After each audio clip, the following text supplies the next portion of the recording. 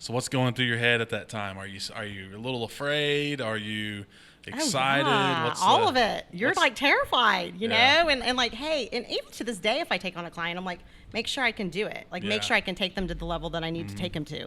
Otherwise, I won't sign on. Yeah. Yeah. You know, you're scared. Yeah. But you're also excited, and so. I mean, I'd be up till 3 a.m. working on clients. I have no problem with it because it's not work. Yeah. When you find your passion, it's not work. Yeah.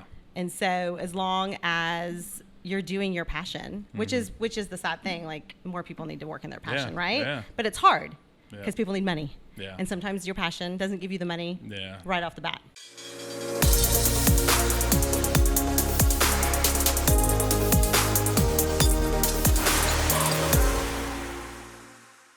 Hey guys, welcome back to another episode of Brewed with Hustle. We have Vilona Michael in the house today. We're going to talk marketing, social media, all the fun stuff about business and entrepreneurship.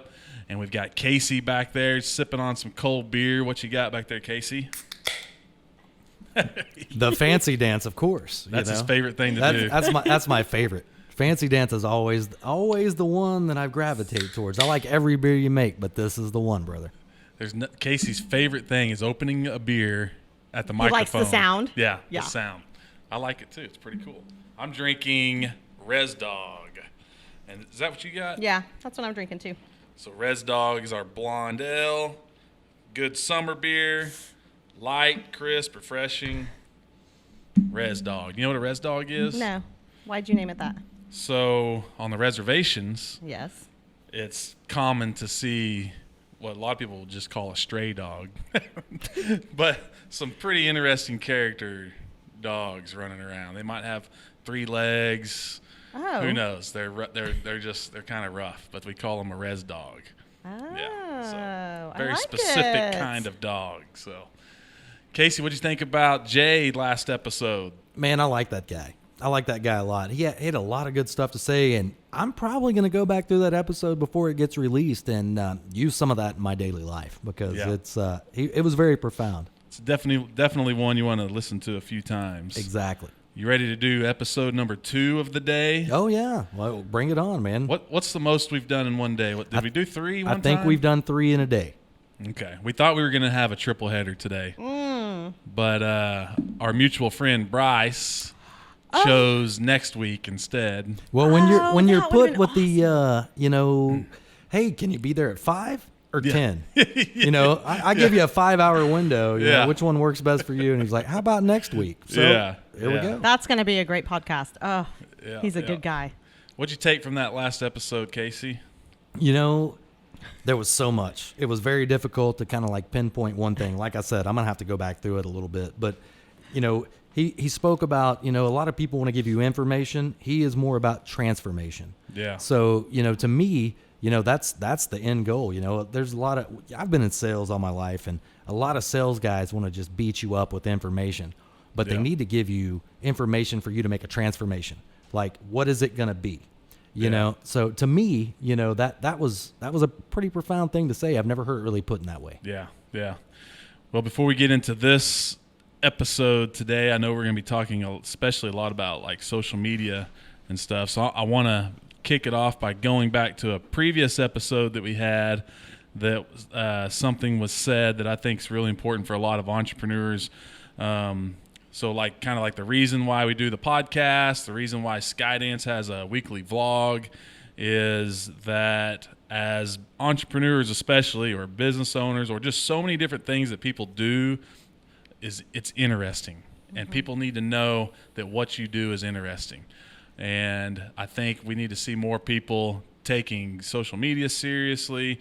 I'd love to see more entrepreneurs, business people. When we talked to Jay just a little while ago while he was walking out the door, he talked about, should I have a podcast or whatever, right. And it's just like, yeah, man, what you're doing is interesting and people want to hear about it. So while we're having this interview, those of you that are entrepreneurs that are watching or listening, like think about that. What are some of the things that you do that maybe you didn't think is interesting, but I promise you it is. How can you put that out there for people to see and create content with? So, yeah. And one of the best ways I can describe that is how I kind of describe it to potential clients is Hansel and Gretel, they found their way home by dropping all these breadcrumbs. Yeah. So the more breadcrumbs you put out there, the easier it is for somebody to find home.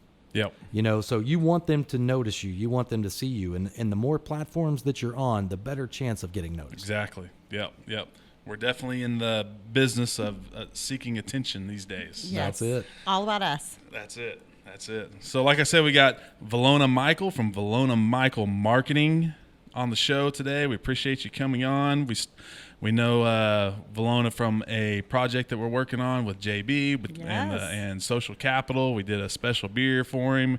That event's coming up pretty soon, so we thought we'd have Vilona on the show.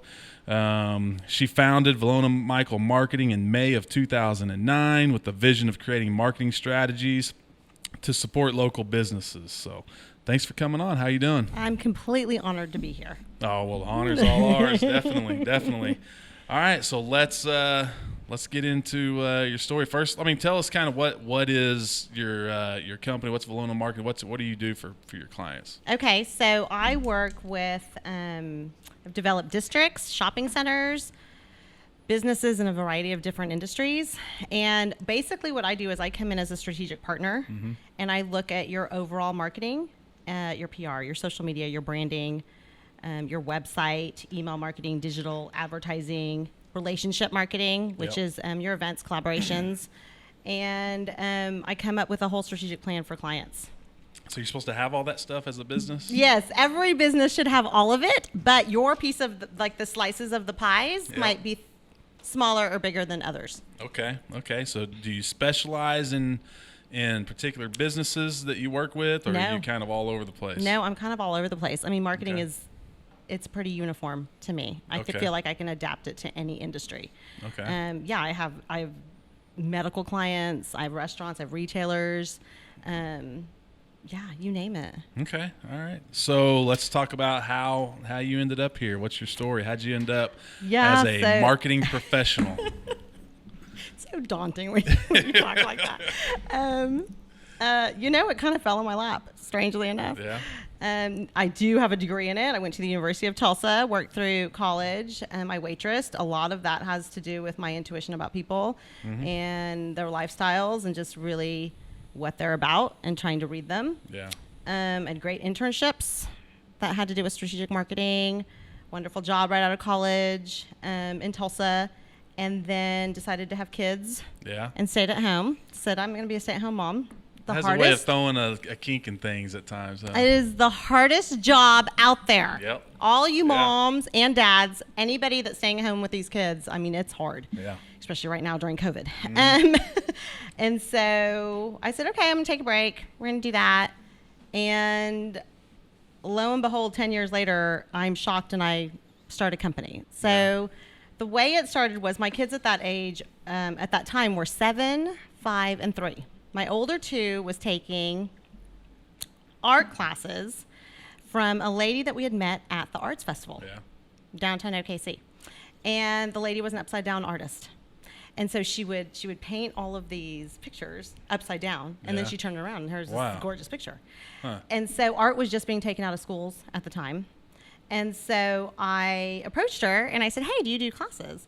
And she said, I actually do. I do them out of my house right now. And I said, oh, okay. Live 2 miles away from my house. I'm like, okay, well, that's a no-brainer. I'm going to bring the kids over, and they can learn art. So I do that, and then in talking with her and getting her more kids to attend her classes, she decides that she wants to have a gallery, and she wants to make it bigger and make it into a business. And let me really expand this and help kids get into art. So I just started talking to her. It just comes naturally, and I just started talking to her and giving her business ideas. And before I knew it, she said, I'm just going to hire you, just for a few hours, no big deal. And I said, oh, that sounds great. As a stay-at-home mom, when you haven't used your brain in that kind of way for so long, it was big for me. Yeah. And so I said, yeah, sure, no problem. She paid pennies. It was who cares about the money? Yeah. And so when I had walked into this podcast, I told you, it's a surreal moment for me because my company is 11 years old. Her gallery is across the street, and her classes were in this building. Oh, really? On this hallway. Wow. 11 years ago. Wow, yeah. And so full that circle, was the right? reason. That is what I told you when I got here. I said, wait, this is like it was kind of a lot for me. I'm like, this is really interesting. It's bringing me right back to my roots on a podcast where I'm talking about my story. So Casey, when she said she had a story about this building, it worried me because all I hear from Casey when we first started working in this studio is about how haunted this place is. Yeah. No, that was back then too. Yeah, They would talk about that. I've heard so many stories about how haunted this place is, and I will let you know. Which I'm not super into supernatural or anything like that. I've been up here all hours of the evening. Sometimes I won't even go home till 3 or 4 o'clock in the morning because I'm up here editing and stuff. I've never had an experience, so I want to knock on wood because I don't want to have one. But everything's been cool to me. I've definitely heard some noises here and there, but I could write that off as somebody else is in the building. I thought I saw something one day after one of our episodes. Really? What'd you see? It was also like, I think it might have been the day we did 3 episodes, so 2 beers an episode, a couple shots of bourbon in between. Oh man! So who really knows? Not sure what you saw. There has definitely been shadow. There has definitely been a few shows where we were probably further along than we should have been. Yeah. Be careful. Be careful.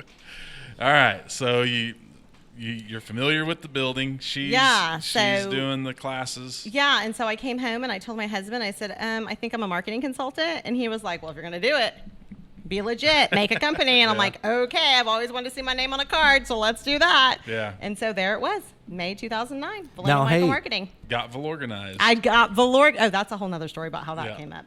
When I was doing a little bit of research before the show, I noticed that you don't have a website. Oh, Tell us Casey, about that a little bit. You were going to bring that up. Casey! I'm sorry. Okay. Hey, it was interesting to me. You know what I wish that like during this podcast, just all my clients that I've worked with would just scroll, like just all their logos and their names. So that the people listening could see the incredible clients that I have worked with.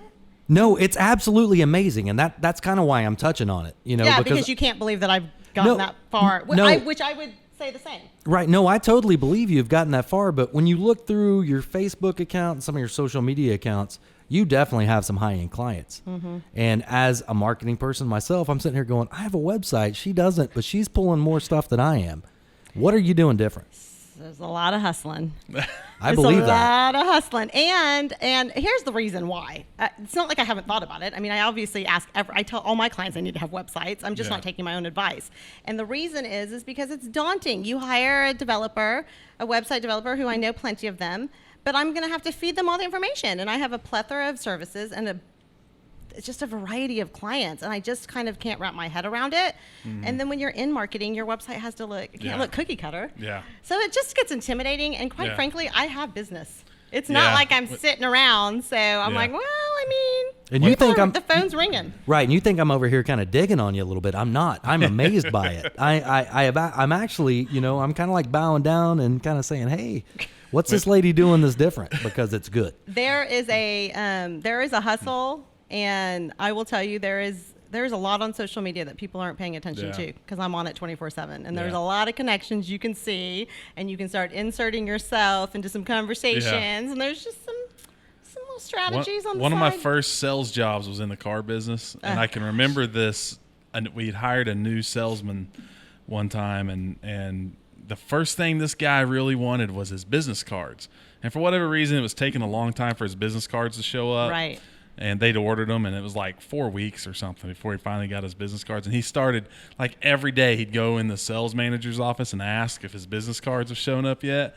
And finally, the sales manager said, hey, look, man, if you need a business card to sell something to somebody, then you're in the wrong business. Exactly. And the point was that it's the networking and the relationships that you build that helps you sell, and not, the business card. So it kind of reminds me of the same thing. You're building a business off of getting out there and meeting people and I'm just those authentically who I am, Yeah. and that seems to sell itself. I think I've had 2 clients out of that list that have ever asked me about the website, and they became clients. Yeah. So I mean, I think that when you have passion about what you do, it comes across. Yeah. And Yeah, I mean, it's pretty amazing. Casey, one of these days I will have a website, and you will be the first one to view it. No, sure. no, I'm not. I am proud of you for doing what you've done. I know you because I feel like, that's one of those things that you need. I'm not saying you have to have a website, but when people come to me for marketing and everything like that, usually it's either going to be photography or website, right. or they're coming to me for photography for their website. Which you need to show your work, because that's website and photography. Whereas with me, the majority of my clients are social media clients. Yeah. And so they can see me on social media, and they can see how I vibe on it, and they know what I'm doing, and they know the connectivity. I have PR clients, I have branding clients, I have other ones too, but my social media is the most. Yeah. And so they can feel it and see it already, and they already know that connection. Yep. And by the way, you're killing it. Oh, I'm just letting you know. Oh my gosh, you're so sweet. Am I supposed to look at you like I don't know? No, you can't see me. There's lights in the way. We keep him in a cage. Dude, here's the thing. I'm supposed to be behind the scenes, and Jake's like, I'm thinking about getting you on camera, which I think was your fault. Because Vilona, you're his Robin. Yeah, I am. Howard Stern and Robin. Howard Stern and Robin, not Batman and Robin. I want to clarify. We're totally making T-shirts. We're totally making T-shirts. We are. We're doing it. Yeah. But this is your fault, because you were saying, "Hey, I've watched the show, and I hear Casey talking, and I don't ever see his face." I want to see your face. I was trying to be so behind the scenes. And I know, but you have a good face, Casey. And now that we're finally doing that, and you're on the show, you can't see his face. I still can't see his face. Funny how that works out. All right, he has a good face. He has a good face. So you got a gig. So I got this gig. I don't know. I mean, now looking back, like it really wasn't anything. But then you start this company, and you're like, I mean, the phone's not ringing. Mm-hmm. Well, of course it's not ringing. You haven't done anything yet. I think back then, just Facebook, really. I had a Facebook page. That was about it. And so there were a couple little clients trickling in, kind of random clients, which is just what you do when you start a business. I mean, so it's are you not doing like this full time, or is it a listen, side gig? Or? I mean, it was a side gig for sure. I mean, I'm raising 3 children, 7, 5, 3. Yeah. It was very, very busy. Yeah. And so this was sort of more of a side gig. And then in about 2011, 2012, life completely changed. Okay. My trajectory completely changed. I was scrolling through Facebook, like we all are still doing, and all of a sudden there's an invitation to an Uptown 23rd planning meeting. For those of you that do not know, that is a district on 23rd Street between Byron's and OCU. I don't like to say streets because I think it's much more fun. It's a liquor store and a private university. In Oklahoma City. In Oklahoma City. Sorry, yes, Oklahoma City. And so it's about almost a 3-mile stretch. Yeah. It's a really, really busy street. And so business owners were getting together, and they want to do a district. Now, these days, we all know what districts are. But this was 8 years ago. Yeah. And I think we had Downtown OKC, Western Avenue, and Plaza District at that point. Other ones were probably forming. I know they were forming, but we were joining them. And I thought, well, I mean, I kind of like some of the businesses, Cheapers, Big Track Tacos. Okay. Yeah. Maybe I'll go to this meeting. I have nothing else to do anyway. Yeah. Let's just go to this meeting. So I go, and I park into Queen Supply, my minivan that I'm hiding because I'm a stay-at-home mom. And there's a stigma between moms and business. There just is. Hopefully it's getting better. But I go into the place was going to be Granddad's Bar.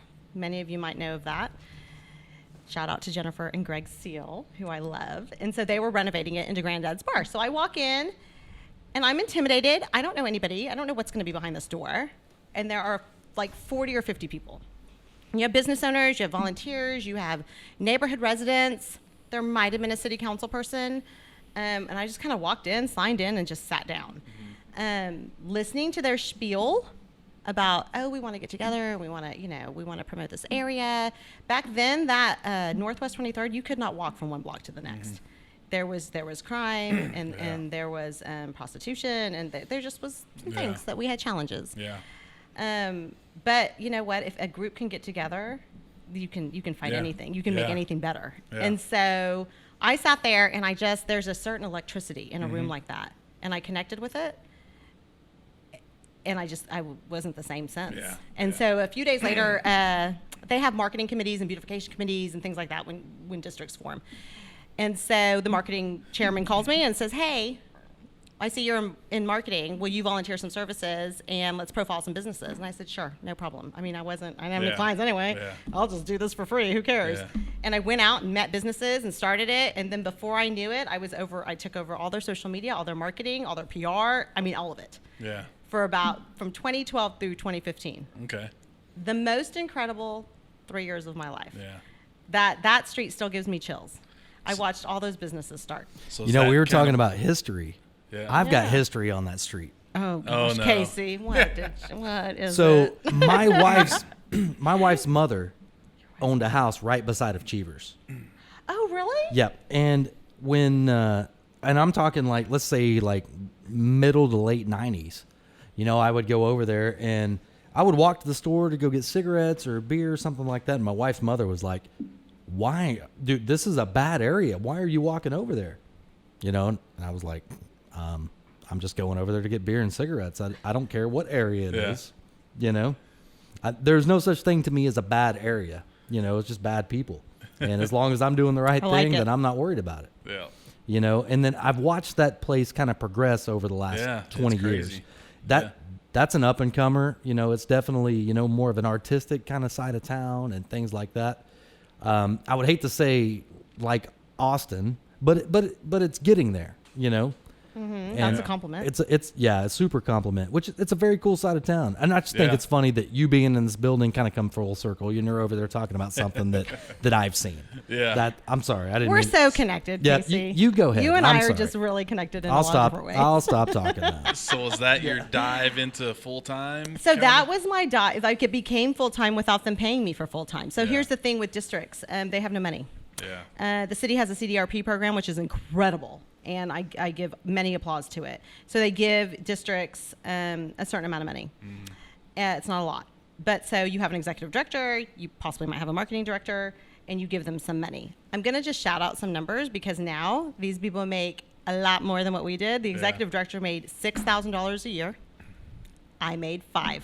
Yeah. And I don't mind it because I saw the budget and I see it and I'm like, they don't have it. I can't possibly ask for more money than they have. That's not right, and I won't be able to grow them. Yeah. So I said, whatever. Plus, I just love the people so much. And so, I dove in, and I just took over. It was so much fun.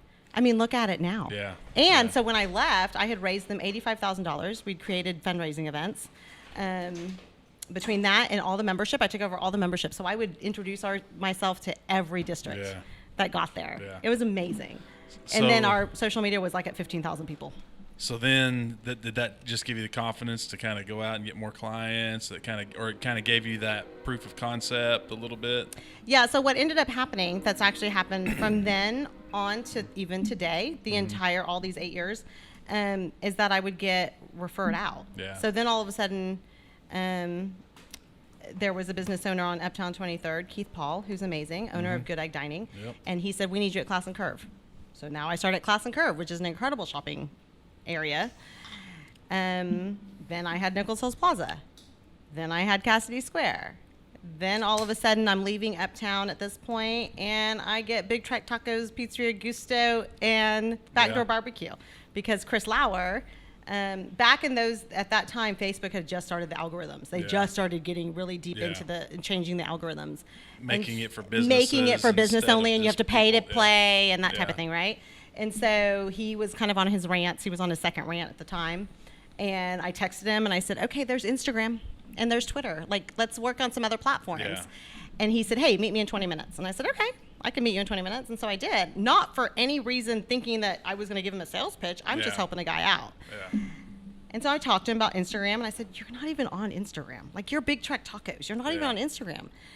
And he's like, okay. And I said, and by the way, your Twitter and your Facebook pages, they're linked. No one's seen a dish. You have 16,000 followers on Twitter, and none of them have seen a dish. Yeah. And the characters are cut off because you were at 140 at that time. That's how dated this is. You're at 140 characters. Yeah. And so he said, oh my gosh, can you just take care of it? And all of a sudden I get this client. I remember getting in the car, calling my husband and saying, oh my gosh, I just got like a restaurant group. This is amazing. I mean, I was on cloud 9. Yeah. And so now if you look on Instagram, if you scroll all the way to the bottom for about 2 years, it's all me. Yeah. I'm pretty excited about it. I mean, that was pretty cool. I was like, it's pretty cool. So what do businesses not understand about social media? Because It is to this day still you'll see businesses that are well-known businesses that's like what they do is tailor-made for social media, right? And yet like they're almost absent from social media. I specifically see it in a lot of like new businesses, like people that are entrepreneurs that are starting their first company or whatever. For whatever reason, the social media aspect of it is secondary a lot of times to them. They don't think it's quite as important. What do those people need to understand fully about social media? Well, it's social, and so therefore to be social, you have to have this. Yeah. But digitally, right? So you have to constantly be posting. Yeah. Constantly. And you have to have stories, and you have to talk about your life. I mean, the thing with my clients is that usually it's either they're posting either like photo shoot type of stuff that's not relatable, or they're not posting at all. And so when I meet these clients and you feel so much personality, and I'm like, your pages don't show any of this personality. Yeah. I mean, you just sitting here with a beer, that's a post. And I guarantee you, because you're in the picture, you will get more likes. Yeah. It's like people don't want to put themselves in their social media. Well, and it's, you know what, and I'm the same way. Yeah. This podcast is really difficult for me to do, which you know. And so, but I can talk about all my clients all day long because they're amazing. Yeah. But when you have to talk about yourself, it's a lot. Yeah. Yes, Casey. And something that you're saying here that I've noticed over the little bit, I do professional photography. Right. And some of the stuff that I've worked the hardest on and I feel like is the absolute best doesn't get as much traction as somebody with a cell phone picture. Yes. Because it's not relatable. Because it's not relatable. You're exactly right. It's not. That's kind of like I have, edited and made it as perfect as I can possibly make it. Yeah. But it's too perfect. It's too polished. Yep. It needs to be something that is, like you said, relatable, but like honest and humble and things like that. Exactly. Raw. Yeah. That's a great way of explaining it. And there's different angles, and there's so many innovative things that you can do. I've had construction companies as clients, and they're like, how are you going to make dirt look sexy? And I go, oh, I'll make it look sexy. Don't you worry about it. Don't you worry about it, brother. She's over there thinking there's construction guys out here. Yeah, that's it. I will tell you, the first time I put on a hard hat, it was a lot. I liked it. I'm not going to lie. But no, there's just different angles. There's a way to make that, industries that don't think that isn't restaurants and retail. There is a way to make it attractive. Yeah. But it takes work, and it takes a lot of time, and that's why people don't invest in it. It's too much. Yeah, yeah. Okay, so you get your first client, or your first full I'm full time client, right? Yeah. So what's going through your head at that time? Are you a little afraid? Are you excited? Oh, yeah. All of it. You're like terrified, know, and like, hey, and even to this day, if I take on a client, I'm like, make sure I can do it. Like, make sure I can take them to the level that I need to take them to. Otherwise I won't sign on. Yeah. You're scared. Yeah. But you're also excited. And so, I'd be up till 3 a.m. working on clients. I have no problem with it because it's not work. Yeah. When you find your passion, it's not work. Yeah. And so as long as you're doing your passion, which is the sad thing, like more people need to work in their passion, right? Yeah. But it's hard because people need money. Yeah. And sometimes your passion doesn't give you the money right off the bat.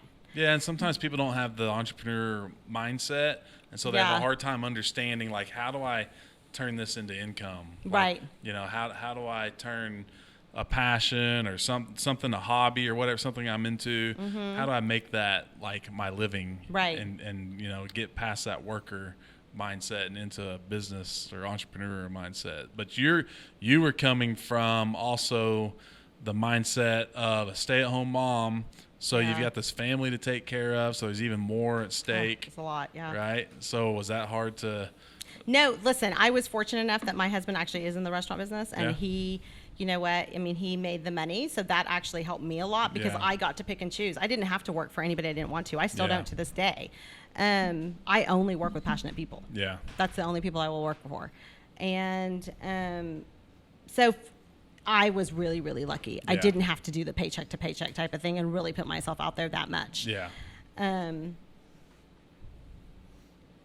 now, though, as my kids became teenagers, we kind Yeah. of need the money. So Yeah. they got really expensive, and now we have car payments, and like there's a lot of things happening. And so now we need the money. And so, I mean, I totally believe in some sort of higher spirit. Yeah. The way Yeah. that my company has been formed is all based on relationships and connections. Yeah. Every one of them. Well, that's mean- that's totally sales. You know, sales is not trying to talk somebody into something. Sales is relationships. Yeah. Building relationships. Yeah. 100. Yeah, and that 100%. takes time, and it takes a hustle. Yep. Well, you have to be known. You know, people aren't going to trust you and know you Yeah. if you're not producing and showing them what you can. You know, it's proof in the pudding. You know, it's one of those things that practice what you preach. If you can tell somebody that I'm going to do A, and you show them that you can do that, Right. They're your client for life. So Right. do you feel like working with those districts gave you that, like being known more, like because when you're working with a district, you're working with a bunch of companies, like Right. multiple companies, Right. You get to know all of these business owners. And Yeah. those individual business owners obviously aren't my clients. The whole district is my client. Yeah. And so when you see these districts and they're posting on the Yeah. pages, it's because I'm creeping on hundreds of Yeah. pages. Yeah. And I'm gathering what they're doing in their business, and we're helping them promote. Yeah. Yeah, I mean, I know a lot of different business owners. And if I don't know them, I know how to connect to them if I Yeah. need to. And that's the funnest. The Yeah. funnest is connecting people and collaborations, which Yeah. is that's how we met a few weeks ago. And I love it. Yeah. It's the funnest thing to watch. It's cool to watch people that don't know each other. Mm-hmm. And then when you're done with whatever the project is, they're just, Yeah. they're best buddies. Yeah. It's Yeah. my favorite thing to Yeah. watch. What's been the most challenging or the hardest thing about being an entrepreneur, having your own business? It's so fun. I don't think myself as an entrepreneur. Like, Yeah. I know that obviously this is the definition of one, but I don't ever think about that. I just sort of did it day by day, and I love what I do. I think the hardest thing is just knowing your self-worth. I think it's really, really difficult. I think that when you start off, you kind of, just because you need the experience, you kind of just say, hey, I'll do it for this much, and I'll do this, and we'll whatever. Yeah. And then as you get more experience and you get more exposure and people start getting to know who you are, I mean, your pricing increases. You feel But, like people yeah. people often underprice their services Yes. too much? Yes. But sometimes I do it because I really want to work with the client. Okay.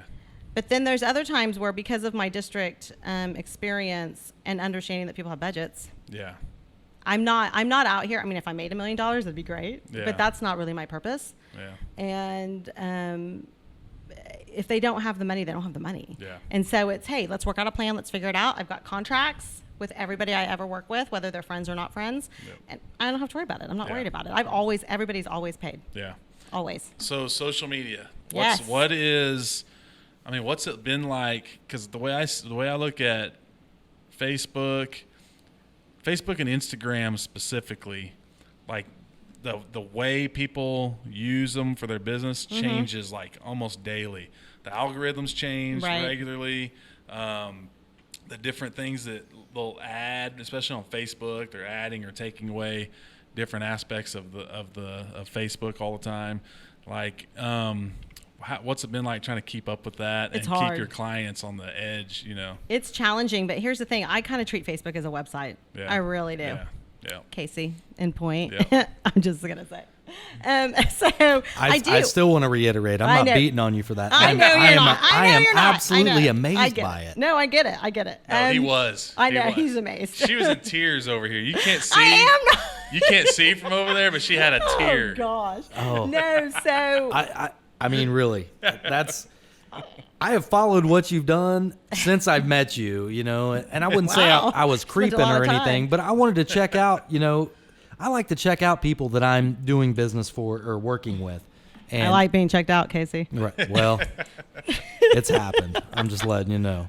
So I think people use Facebook more than they do Google. Yeah, I to mean, search literally, as a sometimes search if I'm, engine. sometimes if I'm even looking to see what time something's open or whatever, I go on Facebook because I Yeah. can find you quicker than a Yep. website for some Yeah, reason sometimes. yeah. And so I do that. So really, it's the Instagram is huge. Yeah. There's so many companies not on Instagram, and they just think that they're not cool enough to be there. Yeah. And listen, these millennials are going to get older. Yep. They're all going to be your client. Like, you need them.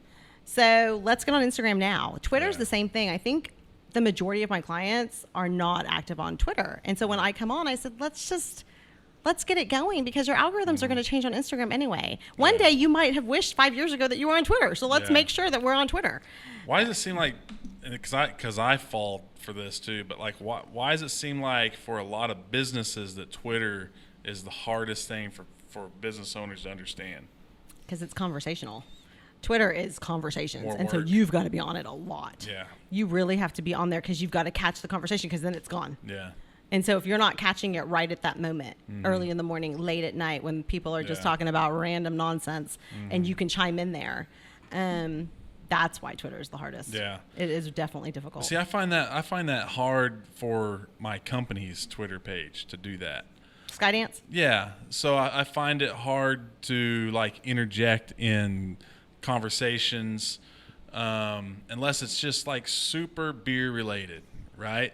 But like the people who are talking about, what's the best IPA in Oklahoma City or whatever, right? I mean, that's an easy one. You know, I can What would you maybe say? chime in, What but would at you- the same yeah. time, you know, do you want to chime in those conversations and promoting your own? Yeah, I product? would suggest that if you chimed in, it wasn't yours. Yeah. Yeah.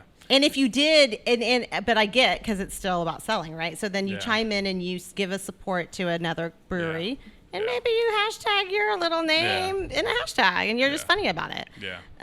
But I get that. But then there's other conversations that you might want to get involved in. Yeah. You know, what's the best burrito in Oklahoma City? Yeah. Chime in. Yeah.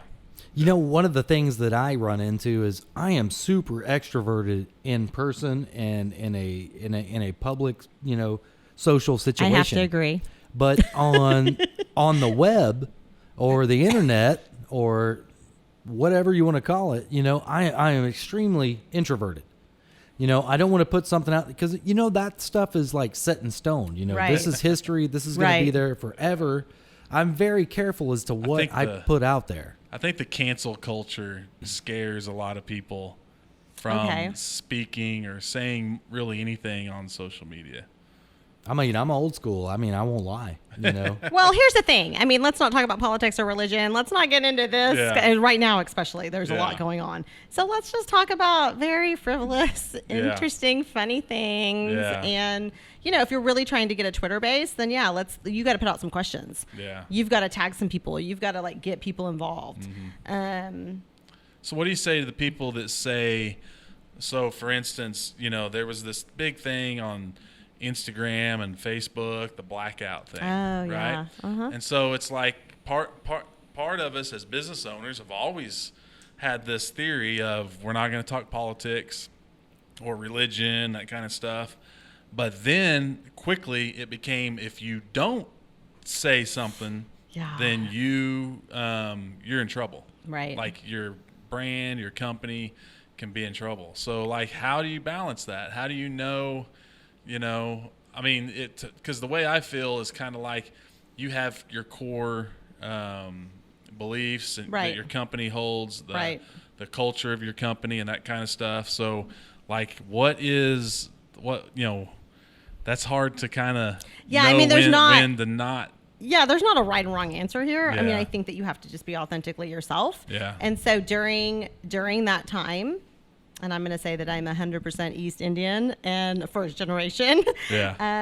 And so I don't let that, though, get involved with my clients. My Yeah. clients are each individuals, and they can decide for themselves. But I contacted every single one of them, and I said, do you want me to speak out on anything? Like, do you want me to comprise some sort of post? Do you want anything at all? Do you want to be involved? Yeah. And I said, hey, because that Blackout Tuesday, it came up like on Sunday night. Like I Yeah. happened to be on social media and I started watching this hashtag and I thought, okay, something else is arising here. Yeah. And so I contacted every client and I said, I don't know if you want to make any kind of post, but this is a really great opportunity without getting too deep. Yeah.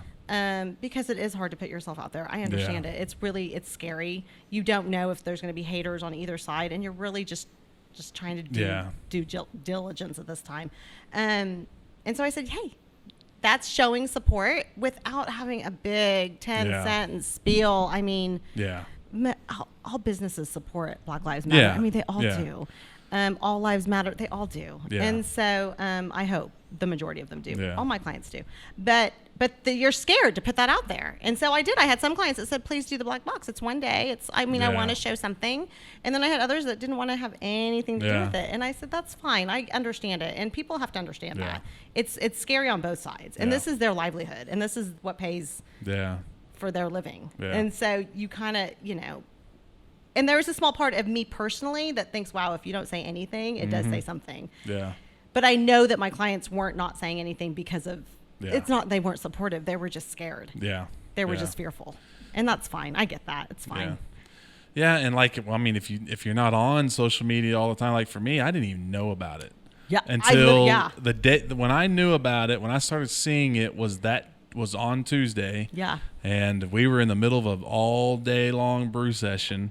And I took a break for a minute and I looked on social media and saw this and I was like, man, everybody's doing this, but I'm over here brewing. I don't have time to get on social media and do stuff. Post a black box. and then by the time I get done, it's 7 o'clock at night. And I get home at 8. Right. And then what businesses are really posting on social media at that late at night, And then it was well, now if I post something, I'm doing it just as a follower, or I'm one of the last ones doing it, or whatever, And it's just to me, it sucks that we're in that situation where it's so tricky and all that kind of stuff, But again, I think it's to me, it's that balance. On Twitter, it's so much about conversation, like you said, right? That to me, you have to have a hard line. Either you're gonna mention stuff about politics or you're never going to. Yes. And if you're never going to, you can't mention it even when you support the cause. Right. Right. I mean, you just have to be authentically yourself. Yeah. There are plenty of brands I know that are on Twitter that project all of their political ideas and thoughts, and that's great. And are they losing customers? They might be, but they're willing to take that chance because they're just being themselves. Yeah. They want to. They're those type of people that can put themselves out there like that, right? Yeah. It's tricky. Yeah. And I will say that people do post at 8 p.m. I'm just going to say. You should mess with your posts. I mean, you really should. I do that with my clients. I kind of play with them a little bit. Yeah. You can do a 6 a.m. or a 9 p.m. We've posted late on stuff. I've done a lot of that stuff. And just what I've just noticed is when we post, especially if it's Instagram or Facebook, later, I'd say even after 4 o'clock in the afternoon or whatever, it just doesn't perform very well. There's not a lot. It doesn't get near as much interaction as something that I post at 10 o'clock in the morning. Yeah. That's very interesting. Yeah. Which, with COVID happening and all of that stuff, the algorithm changed, because it went from people that were going to work every day and maybe that Monday morning session, because that's when I post the most stuff that gets the most traction, is because Monday morning, nobody wants to go to work on Monday morning. Right. And when they are there, they're checking their social media, doing all this stuff and everything like that, which Monday was always my top day to post anything. Now with all that happening, you've got some people that are off work, or maybe people that are working and it maybe not be as busy as it is. Tuesday, Wednesday, Thursday, Friday, at certain times definitely jumped up in some stuff that I didn't realize.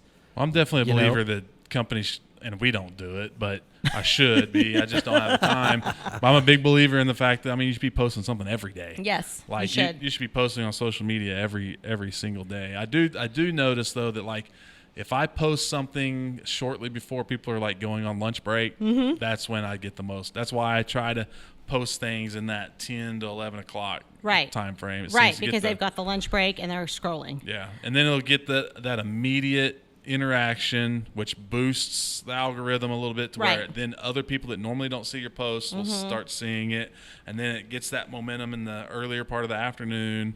It just seems to perform a lot better than if I was to post something right before people are going to bed.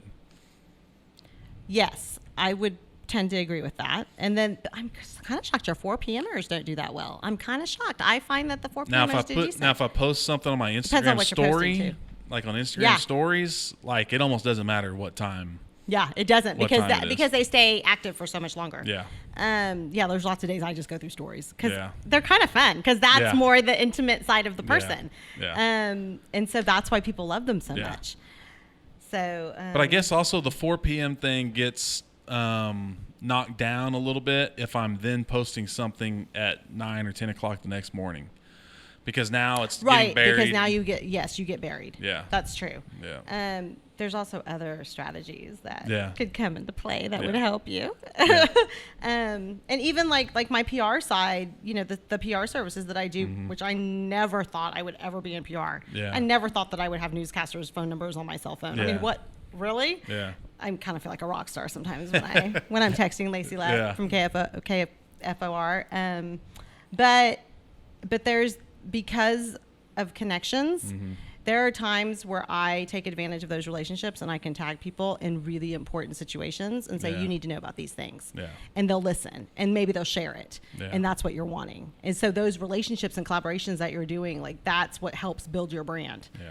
It's a lot of hidden things in the background. It's so much more than just posting. Yeah. There's a lot more out there. So do you see yourself doing mainly? Do you catch yourself doing mostly social media? Is that like kind of really what you focus on for businesses? Yeah, I didn't mean to, but I mean, people need it. They don't have the time. Yeah. They don't have the time to do it, and I understand it. And I now have such a system, and I'm always on it. And there is so much that you can see. It's pretty incredible. Yeah. And I just kind of have a knack for it, and it works, and I can see results. And if I'm not seeing results, then I'm researching what's going on. There's something off somewhere. So if people that are watching that have businesses, why should they hire somebody to do social media? In case they're worried that they won't express their brand the way they will, because I know that's one of your concerns. No, I mean, I'm just saying, like, why? Yeah.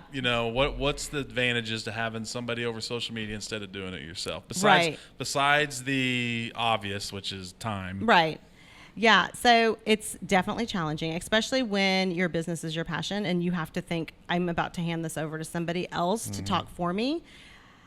I know that's daunting. I understand that it's daunting. And so you need to have someone that you can trust, and you need to have someone that takes the time and has a strategy and has a goal and really takes the time to understand who you are, understands your business, figures out just can answer all your questions to make you feel at ease. And it starts slowly. A lot of that stuff starts really slowly. I will tell you that every single client, there's a way that I have about it. It just happened to me. I just sort of developed it over all these years. But every single client after about 2 months says, I get it. Yeah. And I said, do you see it now? And so they're like, yeah. I mean, do you have time to like every single comment that someone makes on a post, and then sends you in a DM, and then makes a message on Facebook, and then no, people don't have that kind of time. Yeah. And it's like, you just sort of, when there's someone that's doing that 24/7 anyway, it's like, okay, and here's the thing, if you make a comment, like you and your beautiful wife, Bobby, came to 1884 this weekend, right? Yep. And took a picture and said, hey, we're visiting this establishment.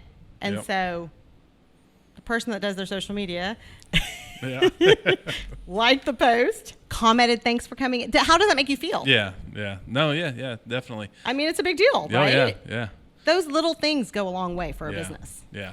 So I've got a question. So how do you overcome, I myself, I don't feel like I'm important enough to share something like that. Like, hey, I'm at X establishment and hi, just saying hey or something like that. That doesn't have anything to do with you being important, Casey. Well, no, but how do you get over that? Like, what's the mindset that it takes? You're talking about as like a customer that's in there hanging out, or like the business owner? Well, no, as a business owner, I kind of feel like I said, I'm extroverted in life, but introverted on the internet. So how do you get over the fact that, hey, I feel like I'm important enough to share this with somebody, Do you mean like in the instance of if you came to 1884 or Social Capital, or you went to Skydance Brewing and you wanted to take a picture of their beer and say, I think he I'm means enjoying just a like beer? Even in general, just like posting it on social media. Right. Why do people want to hear from me? Right. That's it. I don't know that it's so much that why do people want to hear from me, but don't you just want to feel cool because you're out of your house and doing something cool and being somewhere cool? I'm cool all the time. It doesn't matter, where I'm at. Yes, it's the ones that aren't posting that are probably cooler than the ones that are. But. Right, but do I feel cool about sharing this? How do you get that in your? As a customer of yours or just a person in daily life trying to promote their business, things like that. How do you do that in a way to where it doesn't seem like, hey, I'm cocky, I'm over here doing this, and in turn it to where something where it's honest and endearing, like, hey, this is where I'm at. This is what I'm doing. I hope you guys like it. Gosh, Casey, I don't know. I mean, because I post a lot. Yeah. Here's my thing is that if I guess it's twofold. So like, let's say that it's the same instance of Jake and Bobby going to 1884, right? And so here's the thing. When I'm at another business or an establishment, I feel like I'm supporting you by giving you social media love. Yeah. So anyone that follows me on social media can see it. Yeah. I'm not really saying, look at my day. I'm Yeah. here for breakfast and I'm here for dinner and I'm doing this podcast and look Yeah. at me, I'm a Pay big deal. attention to me, It's yeah. not about the podcast and I'm a big deal. It's about the podcast for Yeah. Brewed with Hustle. Yeah. And you and Skydance Brewing. And Yep. I'm trying to promote you by Yeah. doing the tagging and doing the things appropriately. And so that's my mindset is more supporting the local businesses. So now, my, go my ahead. point of asking that question was exactly what you said. So if you have somebody else that is into what you're doing and feels passionate about it, they're going to do stuff on your behalf Oh yeah, definitely. that you don't feel comfortable doing. Yeah. Exactly. That's the biggest thing about hiring somebody that does some of this outside stuff is, as a business owner and you personally are tied with this and you're like, man, is this something that I want to put my name on, or is this something that I feel comfortable with sharing? These people have you in mind, and they're going to take care of your better interest, because if they're not doing a good job for you, they don't have a job. Yeah. So they are going to do things that make you feel uncomfortable, but is comfortable for the mainstream people that are looking at your stuff. And that's why you want a marketing person on your side. I hear a lot of people talk about how they're afraid to post much on social media, like they don't want to get on social media too much and post too much about themselves or their life or whatever, and it's because they don't want people to, I don't know, to get the wrong idea about them or think negatively about them. And then my thing though is, like, social media doesn't make people bad or whatever, it just shows more of who you really are. Right. Like, now you've got a spotlight on who you actually really are. Right. So Exactly. if you're not an attention seeker, like ego person, then people are you can post something 3 times a day and people are not going to they're not going to think, oh, he's looking for attention. Or Yeah, whatever. it depends on who you are. If you're Yeah. just being authentically you can Yeah. feel that through the post, and you can tell by the picture. Yeah. I don't know. I think that you should post more about yourself. We post like I'll post stuff on my personal social media. Yes. A lot of times for the purpose of being able to tag Skydance in yeah. something, and a business that's serving Skydance Right, beer. right. So that it looks supported, that I'm supporting the client who's bought my beer and Right. serving it in their Right. bar. And I think, to me, I have a hard time of not always being in sales mode. Like, I'm always promoting Skydance, like, all Right. the time. Right. So I think you can post a lot on your social media for actual real purposes other than just trying to find attention for yourself. Well, for sure. And you can support other people, and then maybe just have your little hashtag at the bottom. I do that a lot. Yeah. I'll support Skydance and then have my Getville organized little hashtag Yeah. in the corner, so that when Yeah. you repost it, at least there's a Yeah. hashtag, because it's not about my business. It really is about Yeah. you. Yeah.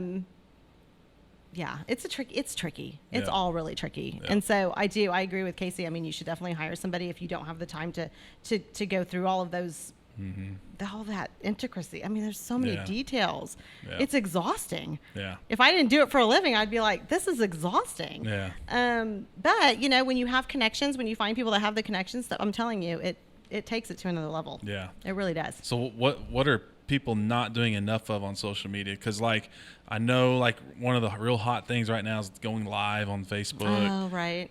So what's the new thing, or what's going on right There's now? this thing called Reels on Instagram, and I'm like, Reels. it just came out like a day or two ago.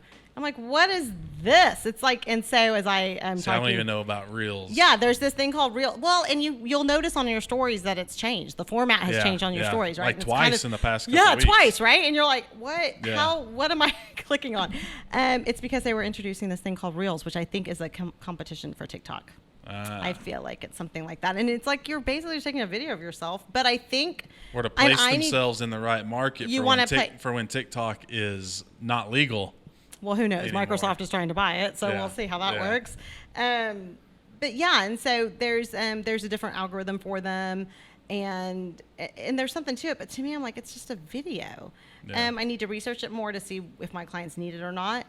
Again, just be authentically you. Yeah. I mean, everyone should just be like that. What no matter what. Are businesses using TikTok besides like Some musicians? are. And Yeah, stuff? some are. So Rococo Restaurant was a client of mine almost through COVID.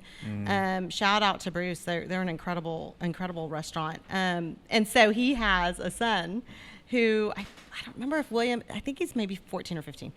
And he was just really excited about TikTok. Yeah. And so I was at, we were doing an event at North Park or whatever, and he came up and talked to me and was just super polite and like so excited to talk to someone in marketing. And was like, what do you think about us having a TikTok? I go for it. Yeah. Go video your dad. He's a goofball in the kitchen. Like, have a good time with him. He's a great guy. Yeah. He comes off so differently, but he is a great guy because he's East Coast. Yeah. He's amazing and he's funny. Yeah. And I go have a good time. Go for it, kid. Yeah. And he's like, really? He was so excited. And I said, go for it. I mean, that's a little entrepreneur starting right there. Yeah. And so I told Bruce, because Bruce is like, what is this TikTok thing? I go, you're okay. You have fun. Yeah. You have fun with it with your son. I think you're going to be all right. Yeah. You're not going to put anything out there that's crazy, like ridiculous, like whatever, taken back. Yeah. And so I said, have a good time with it. Yeah. Just let them go ahead. It's TikTok. You know, I personally I don't use TikTok on any platforms with any of my clients, but I get if there's something like that and you want to have some fun, and he's cooking shrimp and he's throwing them up in the air and maybe he's dancing at the same time. And I mean, go for it.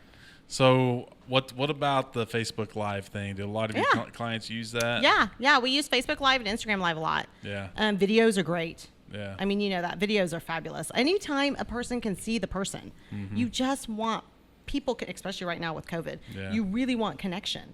And so people talking to people talking to the camera, that's all you want. Yep. Takeovers, Instagram takeovers, Facebook takeovers. Yeah. I mean, big. Video is always big. Live is great. Yeah.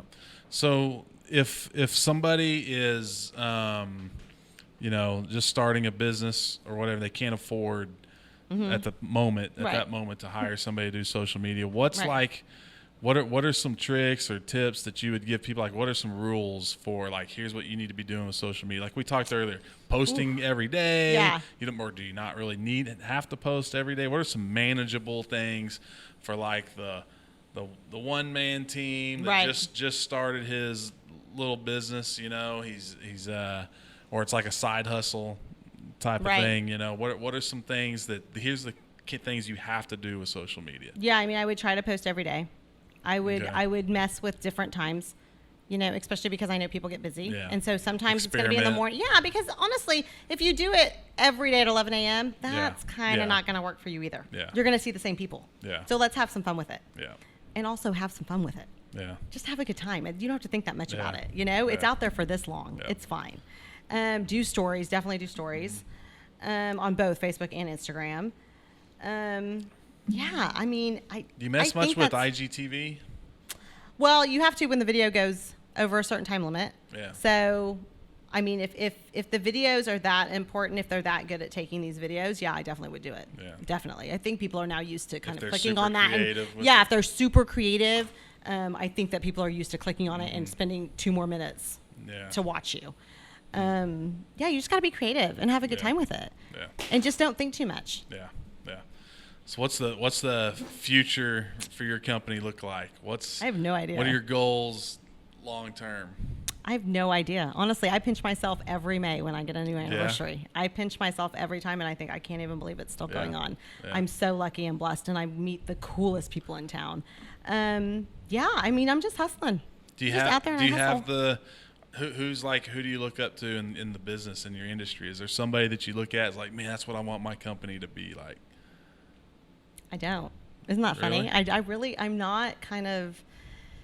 No, I think I'm so happy at where I'm at, and that doesn't mean that I don't want to get bigger, and I do, and I want to do those things, but I want to be authentic to it, and I don't ever want to lose connection, and I never want to lose. I don't want to make it about something that it's not. Yeah. And so the people that inspire me are literally everybody I meet.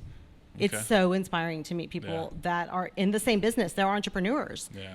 You know, they're running a restaurant or a medical office or retail or whatever, a brewery, whatever. I mean, if you're passionate, I can get something out of every single conversation I have with a human being. So from going from a stay-at-home mom to what you're doing now with this long list of clients that I'm looking at here, like what during this journey, what's the number one thing that you've learned about owning your own company, your own business, that you wish you'd known when you were at that Uptown 23rd meeting or getting your first client? That is a tough one. Woo, that's a tough one. I wish I had known.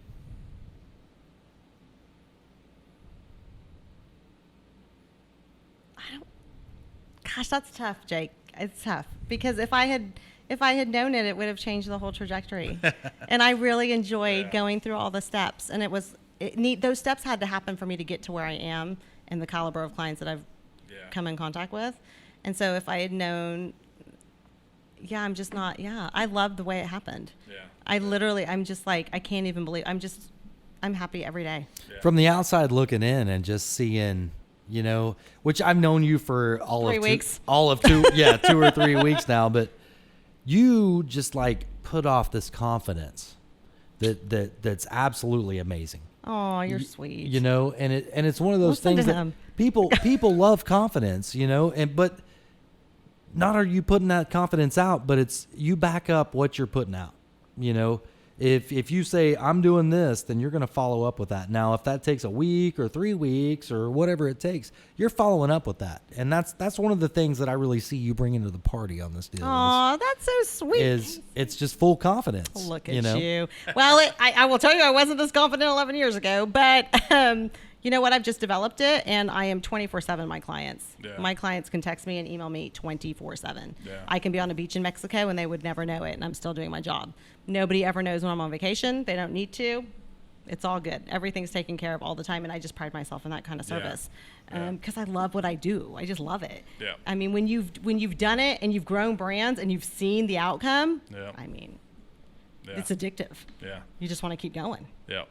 You want to do better. You know, it's one of those things that if you start off with this and you say, hey, this is what I want to do, and then you accomplish that, you're going to want to do better. And that's something I see in you. You're constantly bettering yourself. I'm constantly out there hustling, making connections for sure. And if it becomes clients, they become clients. And if they don't, they don't. There's another reason in my life that those people are in my life. Right. There's something else. There's another reason. You're not competing with the competition. You're competing with yourself. Right. Exactly. Yeah. Exactly. That's the biggest thing. Look at you. Aww. So talk about the importance of relationships, building the relationships. I mean, that's also part of kind of what you do for some businesses, right? I do. Connect people and that kind of stuff. How important has the relationship building been for growing your business? Oh my God, it's all of everything. It's everything. Yeah. I mean, I wouldn't even sitting here with you. Yeah. Would I have even dreamed this happened 2 months ago? No, I didn't even know who you were 2 months ago. I didn't even know this podcast existed. I didn't know about the brewery. I'd probably heard of the brewery, but I mean, look how cool that is. Yeah. And it just keeps happening. You know, that's how the whole 8 years have been. And it's all about relationships. Yeah. And some of that is just a side DM, you know, for people that maybe want to, hey, I would really encourage people to go out and reach out to people that they do admire. Yeah. Just send them a message, find their email. Hopefully they'll email you back eventually. Yeah. Make sure you're commenting on their posts. Yeah. And congratulating them and being positive and liking their posts and stuff and start these relationships. It's really not as hard as it seems.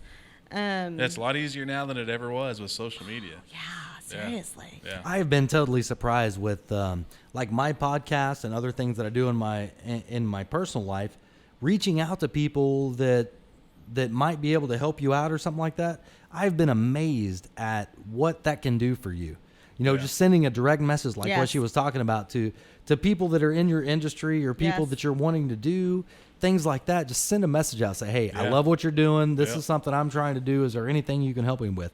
Yeah. The outpouring of people helping and wanting to do things. You know, if you're a good person and you're linked yourself with good people, you're gonna grow. You're going to absolutely do some amazing things. And don't be afraid to reach out to people that are doing stuff that you want to do to maybe get some knowledge, or, hey, can you help me with this? What would you do in this situation? Don't be afraid to send that out there, because most people are willing to help. Most people are willing to give you that little tidbit of information that might help you get to the next step. Yeah, I totally agree. But it also is baby steps. Don't be thinking that you're going to grow this company like that. It's a lot of baby steps. Yeah. And so that's why when you asked, if you knew something, what would you do differently or whatever? And I'm like, I needed the baby step. I didn't know what I was doing. Yeah. There's no way I would have been ready for that. I took those little baby steps. I still don't know what I'm doing every day. What did you say? I said I still don't know what I'm doing every day. Oh, me? I'm shocked all the time. I'm shocked. Every day is a different day in my world. Like, it's I am learning day. Something new absolutely every day. Yeah, it's cool. It's a great industry to be in. It is. And just watching people connect, it's incredible. Yeah. All right. One last question. Okay. So I ask everybody this question. Okay. It's your last day on Earth. Okay. Wow. And you've got a stay-at-home mom out there who saw this podcast, and they've been wanting to start their own business. Maybe it's a marketing business, social media, but they kind of want to follow your footsteps, right? Yeah. You can leave them with one piece of advice before you leave this earth. What is that? What's the one thing you would tell this stay-at-home mom about becoming an entrepreneur or starting her marketing firm or business? I would say you go out and you purchase the largest rider race board you can. Yeah. I have got a wall board that is a 2-month continuous. This is because if you're that busy that you're taking care of children, you've got to have your whole life on this board. Yeah. I've got my life, their lives. I mean, just everything is on this board. So in essence, you have to be organized. You have to be strategic, and you have to be organized. And that's whether you have children or not. You just have to be organized and strategic in what you're doing, and really have an idea of what your 1-year plan is and your 5-year plan is. And then you build a team. Vilorganized. What's the story behind that? Oh gosh. Okay. So so my oldest played hockey. Yeah. Which I know we're in Oklahoma City. Like, why does he play hockey? Well, because we had Canadian friends, and that were in the military, and they were here. Yeah. And so our boys were playing hockey together. And any parent knows that any sport is never organized enough. You never know when the practices are. Like, they don't give you like this whole schedule. Yeah. And so I'm sitting here with, like, this was my oldest. So I have these other 2 little kids, and I think I had just started the company, and I'm like, okay, when is stuff? Like, well, I don't know when to be where, and nothing's on time. And then if nothing ever starts on time or whatever. So there was a husband of a friend who said, they just need to get organized. And I was like, I love how that sounds, Mr. Scott Kilgore, who I do not know where he is right now because he's in the military, so I don't know where they've moved to. But I told him, I'm like, I love that. Yeah. You need to get I. And so that became my tagline. And if it ever becomes something big, he gets 10%. But I have just a different way that it's a systematic approach. Yeah. And it's something that you do every day. There's plenty of people that put out a strategy and say, oh, I'll look at it in a year. Yeah. Yeah. You need to kind of be on it. You need to be watching it because everything is changing so fast. Well, cool. Appreciate you coming on. Thanks for having me. I think we might have got Casey Vilorganized. Vilorganized. Right? Man, you ready? I can't say too many good things about this lady. She has done so much, and in the 11 years, which I kind of stalked her on Facebook a little bit, I'm not gonna lie, but I'm in marketing and everything like that, and I like what she's doing, and I want to try to learn from it. You're sweet. So, I mean, just amazing. Basically what she said is get out there and do something. If you have a systematic approach, if you have a reason to do things, try to do something with it. That's what she's done. She has marketed her systematic approach. That's what I see in all of this. So it's one of those things. If you have a great idea that you need to believe in it and try to work towards that goal. If you're sitting at home not doing anything, and this is something that kind of speaks to your soul, work towards it. Yep. You never know. Next thing you know, you're on Brewed with Hustle with Jake Keys. That's drinking cold beer and with Robin over there. That's great. That's right.